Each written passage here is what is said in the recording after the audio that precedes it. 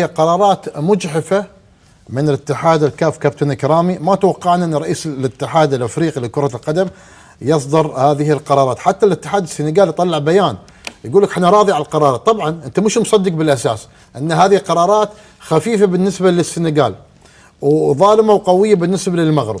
شيء عجيب يعني. الاتحاد الافريقي عجيب. انا ما الومكم صراحه، تعيشون انتم في غابات، في وهم كبير في القاره الافريقيه من نقل تلفزيوني سيء، اخطاء تحكيميه، الامور اللوجستيه تحت الصفر. لا، الامور في افريقيا صعبه منذ الازل يعني، وهم مش متعودين على التنظيم الكبير اللي قامت بيه المغرب والعمل الكبير يعني. لكن الغريب اللي الاصدقاء اليوم هم النهارده اعداء اصدقاء الامس اعداء اليوم يعني. النهارده كل واحد راح في حته.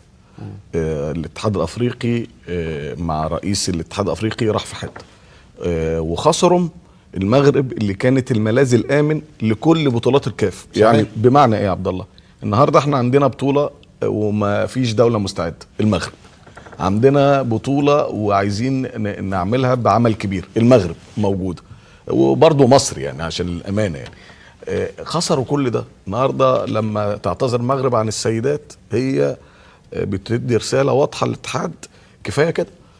تاني حاجه بقى عبد الله، مشاكل الاتحاد الافريقي على المستوى التحكيمي واللوجستي والمسابقات والنظم والبث في اسوأ حالته، رغم المواهب الافريقيه ورغم الاسماء الافريقيه اللامعه في الدول الاوروبيه والمحترفين، لكن تظل افريقيا بلا لوائح. اللي عايز يعمل حاجه بيعملها بينفذها. فده هو خساره افريقيا. موقف المغرب انا ده اقل موقف يرد بيه.